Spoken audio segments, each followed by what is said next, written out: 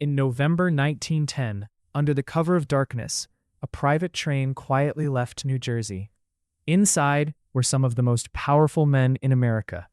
They did not use their real names. They did not want attention. They did not want the public to know where they were going. Their destination was a remote private island called Jekyll Island. What happened there would change the American financial system forever. At that time, the United States had no permanent central bank. Banks often failed. Money shortages created panic. Families lost savings. Businesses collapsed. The economy moved from crisis to crisis. Then came the panic of 1907. Markets crashed. Fear spread quickly. People rushed to withdraw their money. America realized the system was unstable. Powerful leaders believed something had to change. But the real question was this: who would control that change? Among the men on that train was Senator Nelson A. The meeting had to remain secret. At that time, many Americans deeply distrusted Wall Street.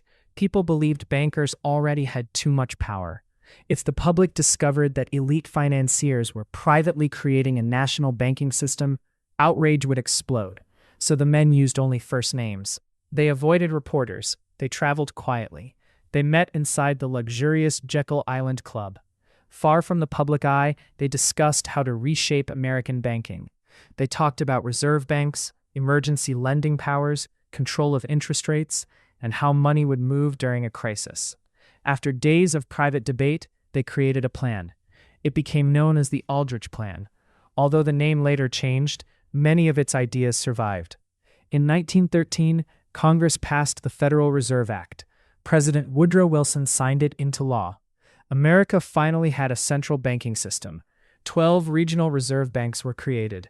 More than 100 years later, the debate still continues. Supporters say the Federal Reserve stabilized markets. They say it helped prevent financial collapse. They say it modernized the economy. Critics disagree. They argue it gave enormous power to unelected officials. They blame it for inflation. They blame it for market bubbles. They question who truly controls the nation's money. Every time interest rates rise, the debate returns. Every time inflation surges, the questions return. Every time markets shake, people look back to that island, back to that secret meeting, back to 1910. A small group of powerful men arrived in silence, and they helped design the system that still shapes America today. If you enjoy hidden history, powerful secrets, and untold American stories, subscribe now. Because sometimes the most important moments were never meant to be seen. A group of men boarded a private train car in New Jersey. They traveled in total secrecy. They used fake names. They told nobody where they were going. They carried nothing that could identify who they really were. Their destination was a private island off the coast of Georgia, so exclusive, so restricted, that only the wealthiest families in America were even allowed to set foot on it. The island was called Jekyll Island, and what these 9 men designed in secret over the next 10 days would become the most powerful financial institution ever created in human history. An institution that still controls every dollar in your pocket, every taka in Bangladesh, every euro, every pound, every rupee, every currency on earth. Today, 115 years later, we are going inside that secret meeting, and I promise you by the end of this video, you will never look at money the same way again. To understand why these men went to Jekyll Island, you first need to understand what America looked like in 1910. At that time, the United States had no central bank. No single institution controlled the money supply. Banks operated completely independently, and when one failed, panic spread like wildfire. In 1907, just 3 years before the Jekyll Island meeting, America experienced a devastating financial panic. Banks collapsed overnight. People lined up in the streets to withdraw whatever was left of their savings. The stock market crashed. Businesses failed. Unemployment exploded. The country came dangerously close to complete financial collapse. And then, a single private citizen stepped in. A banker. His name was J.P. Morgan. He gathered the most powerful bankers in America inside his private library, locked the doors, and refused to let anyone leave until they agreed to pool their money and stop the panic.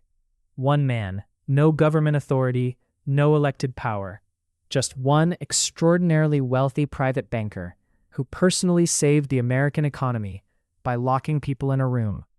When it was over, everyone realized something terrifying. The financial stability of the entire United States depended on the goodwill and the mood of one private man. The country desperately needed a solution, and certain very powerful people saw in that solution an extraordinary opportunity. Now, let us meet the 9 men who boarded that train. Senator Nelson Aldrich, the most powerful man in the United States Senate. Also, the father-in-law of John D. Rockefeller Jr., the son of the richest man on earth. Frank Vanderlip, president of National City Bank of New York, one of the largest banks in the country. Henry Davison, senior partner of J.P. Morgan and Company. Benjamin Strong, another J.P. Morgan associate. He would later become the first governor of the Federal Reserve Bank of New York. Paul Warburg, a partner at the banking firm Kuhn, Loeb and Company, a recent immigrant from Germany who brought deep knowledge of how European central banks worked. Arthur Shelton, secretary to Senator Aldrich, and A. Pyatt Andrew, Assistant Secretary of the United States Treasury. Now think about who these people are. A senator connected to the Rockefeller family, multiple J.P. Morgan partners, a Treasury official, and a European banking expert. Now let us meet the 9 men who boarded that train. Senator Nelson Aldrich, the most powerful man in the United States Senate. Also, the father-in-law of John D. Rockefeller Jr., the son of the richest man on earth. Frank Vanderlip, president of National City Bank of New York, one of the largest banks in the country. Henry Davison, senior partner of J.P. Morgan and Company. Benjamin Strong, another J.P. Morgan associate. He would later become the first governor of the Federal Reserve Bank of New York. Paul Warburg, a partner at the banking firm Kuhn, Loeb and Company, a recent immigrant from Germany who brought deep knowledge of how European central banks worked.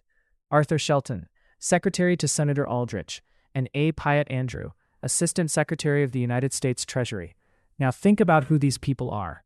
A senator connected to the Rockefeller family, multiple J.P. Morgan partners, a Treasury official, and a European banking expert. 1/4 of everything. And they had traveled, in secret, using false names, to a private island to design a new American banking system.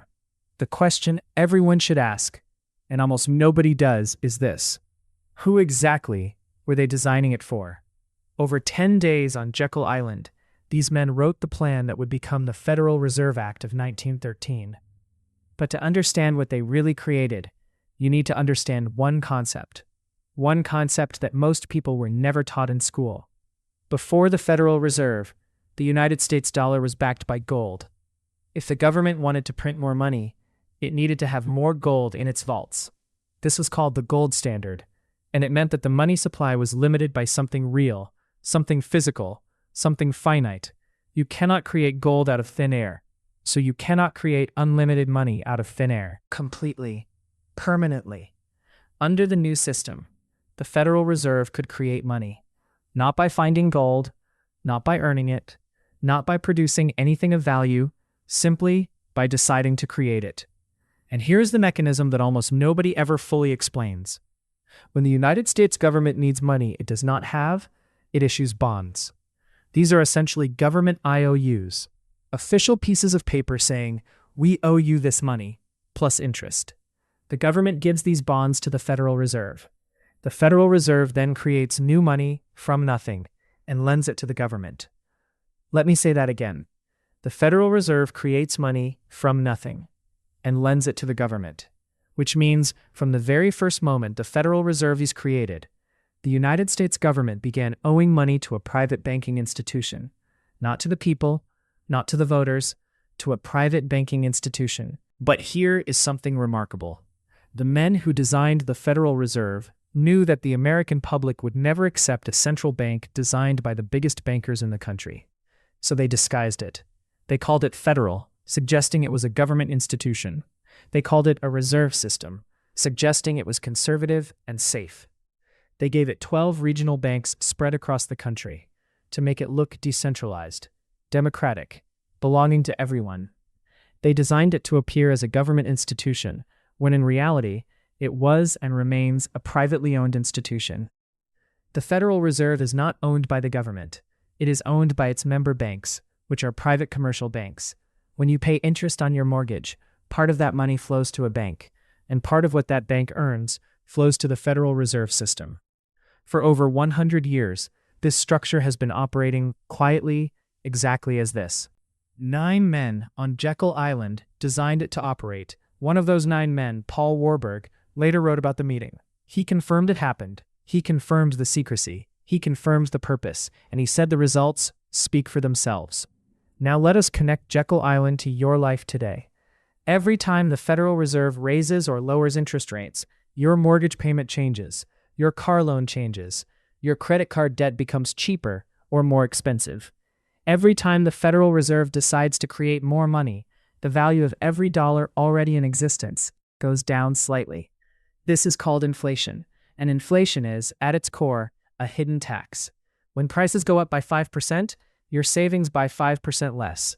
The government effectively took 5% of the purchasing power of your money without ever asking for it, without any vote, without any announcement. You might be watching this from Bangladesh, from India, from Nigeria, from Pakistan, from anywhere in the developing world.